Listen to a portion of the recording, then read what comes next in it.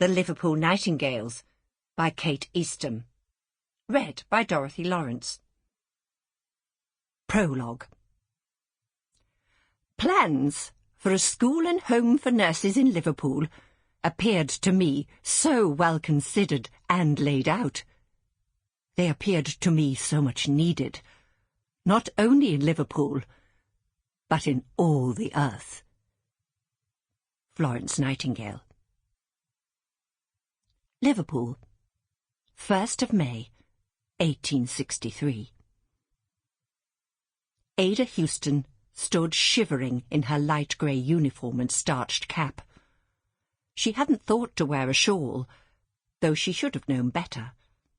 She'd lived in this city her whole life, and she was aware how quickly the weather could change. Even though it was late spring, there was still a cold breeze off the river, and she could feel it seeping into her bones. Miss Mary Merriweather had been wiser, however. She was wearing a bonnet and a thick cloak, and her sister had donned the same, plus a pair of leather gloves. The Ward sisters, too, were all wrapped up warm in their shawls. Only Ada was left shivering. It was her own fault. She'd been trying to get through the mound of paperwork that had been left on her desk, and she'd rushed out, afraid of being late. Ada was newly appointed to the role of assistant superintendent, and hadn't quite got the measure of it yet. But she soon would. She would have to. She looked over to the doctors, standing in line to her right in front of the steps, leading up to the main entrance of the nurses' home and training school, the new building that was just about to be officially opened by Mr. William Rathbone, patron of the city and the hospital. Next to the doctors, the Mayor of Liverpool stood to attention as Mr. Rathbone stepped forward to say a few words. As he opened his mouth to speak, the wind gusted more strongly, and the bunting that had been hastily draped above the door came untied at one end and started to flap around him. The man was not deterred by it one bit, and he continued with his speech. Ada was trying not to look too carefully at the people that had gathered before them. A fair crowd, standing in front of the building and spreading out onto the street. She knew that her best friend, Mary, was there.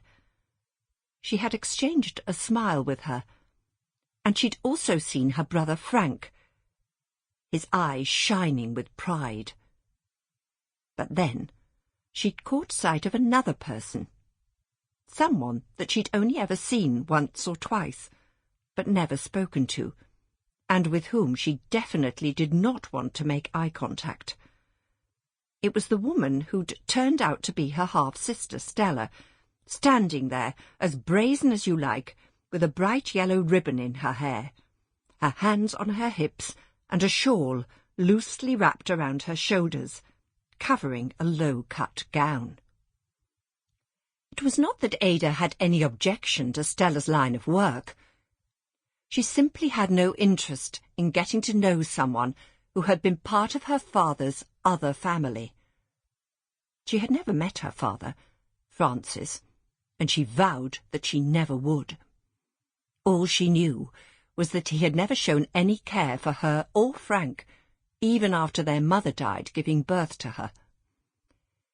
Not until her brother was a grown man himself, and willing to be led astray, did his father make any contact with him, and that had turned out to be a disaster. Ada wanted nothing to do with Francis or his wife Marie, and although Frank kept telling her that Stella just wanted to be friends, she wanted nothing to do with her either. Mr. Rathbone continued to speak as the bunting lashed around him. He was expressing a debt of gratitude to Florence Nightingale for her abundant advice with regard. Sample complete. Ready to continue?